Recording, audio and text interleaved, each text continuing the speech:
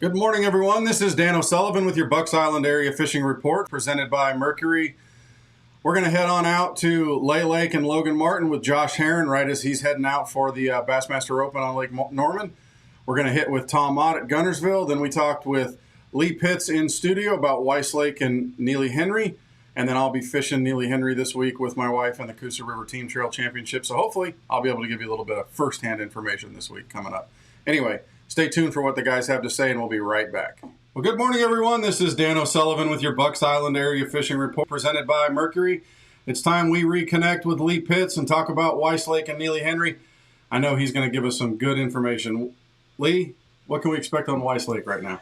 Yeah, it's I've kind of mixed it up a little bit this week. I've had some bass trips and some crappie trips. Had a little weather that we've dealt with. The water temperature is trying to cool down some. You're looking at 78, 79 degrees still. The fishing just really isn't in the fall pattern yet. It's getting there and it's coming. Caught a lot of crappie. The size isn't really what we were wanting, but they're starting to kind of get out there on those ledges and get around the brush and starting to really kind of get together more. That's the biggest thing we're looking for when the fish group up. Yeah. That'll help. Also with our bass, we had a little wind, a little rain, pulling some water, moving current, so that's helping. But we're not catching the size. I've had multiple people in the boat, and we're catching enough fish that everybody's happy, but we're not getting those big ones that we really want to get right now. So turning to Neely Henry, where Coosa River Team Trail is today and tomorrow, the championship. What can we expect people to see while they're out there fishing? I really think that it's going to be about like the last 2 weeks. You're going to have a really good 17, 18-pound stringer, another 15, 16, and it's going to tail off again. A lot of guys are in that 10, 12-pound range. It's the guys that can find that one or two big largemouth bite. I think, once again, it's going to be some shallow fishing, finding the shad, look for the eddy spots and throwing small crankbaits, small spinner baits, and then knocking it out with that good jig bite. I know that we've had some weather all this week, and I don't know if that's going to keep the current generating, but what is it going to do right now with the cooler temperatures and everything that's going to happen with the crappie bite here on Neely Henry? It's just going to get better. They're wanting to get up there around some of the deeper dock poles. I've noticed just this week seeing later in the week more fish, not only with crappie but with the stripe and white bass too. They're starting to kind of congregate more and more to that 12, 14 little lip that drops off with brush on it. Okay. In the morning's a little shallower. The sun gets up, they're backing on down a little bit. But I think the cooler the water gets and the next week or two, you're really, really going to start seeing some good fishing. Well, there you have it, folks. Lee Pitts, Weiss Lake, and Neely Henry, and we will talk to you again next week. Good morning, everyone. This is Dan O'Sullivan with your Bucks Island Area Report presented by Mercury.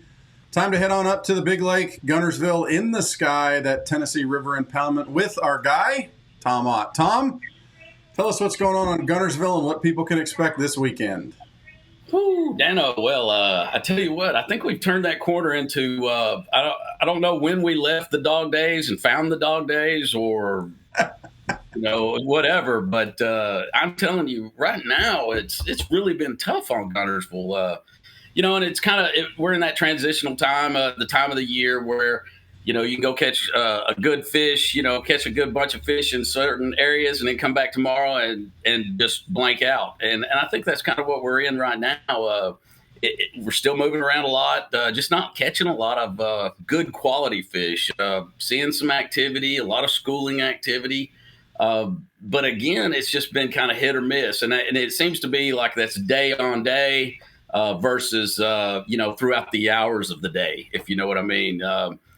And I'm not really sure, but again, it's just a lot of transition going on. We're getting some cooler night temperatures. We're getting a lot of rain, current flows, that kind of thing. And fish are scattered out somewhat. So, you still catch them out, throwing or flipping, a heavy creature bait or something along those lines, throwing the frog.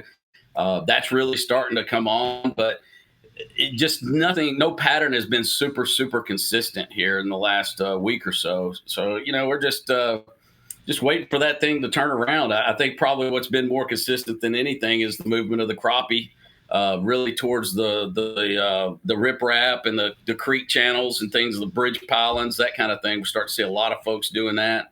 Probably the late bite, early bite's the best right now before the traffic gets out. But man, I'm telling you, it's Guntersville. It'll obviously the fish didn't go anywhere, but it's just been a little tough for us for sure. Well, anytime you start seeing those little clouds of bait, the young of year shad that are kind of getting up on that, the bass are going to scatter with them, and finding the bigger bait is the key to getting the bigger bites. Sounds like it might be the time of the year that maybe a little bit of strolling of some crankbaits for the crappie with your trolling rigs out there, maybe a little live bait around the bridges and the riprap. And then the bass, you may want to keep moving, go Gerald Swindle style, and kind of be ready for just about anything like he and I kind of do. Have about 20 rods on the deck of the boat and do whatever you need to do to get a bite. Tom, thanks for everything. You and St. Jennifer have a great weekend, and we will talk to you soon.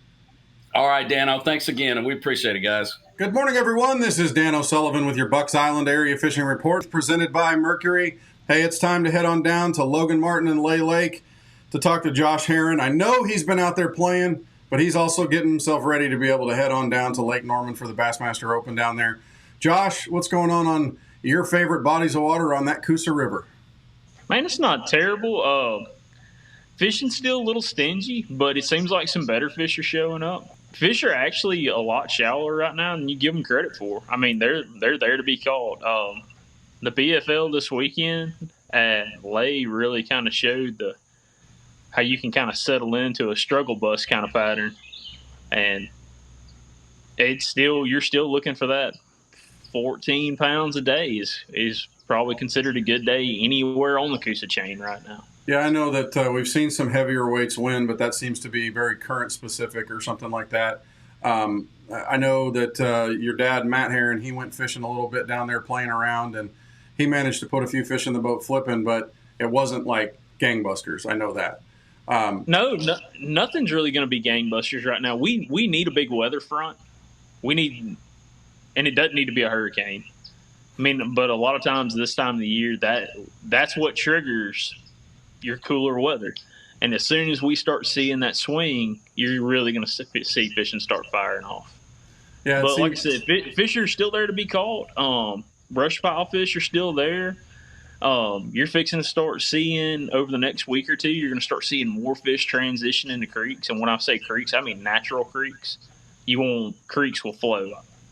And that's something you really need to start paying attention to. It's not going to be pockets. It's not going to be little sloughs. You need to get on a map and look for something that's got a creek a mile back off the main river that's going to have natural flow. And that's where these fish are going to naturally migrate to in the fall. Yeah, with the current, that sweet water coming in, it'll do it. And then I get these overnight lows when we're starting to get into the upper 60s and then below. That'll really start to move those fish around a little bit because we're already seeing bait all over the place in the mouths of these pockets and maybe just inside of them. So I reckon that's what's going to happen. Absolutely. Your overnight lows are going to make a change, but these days shortening up. Yep. That's going to be the main gig. These fish are going to start recognizing these shorter daylight hours, and they're really going to start putting their feet on for the winter.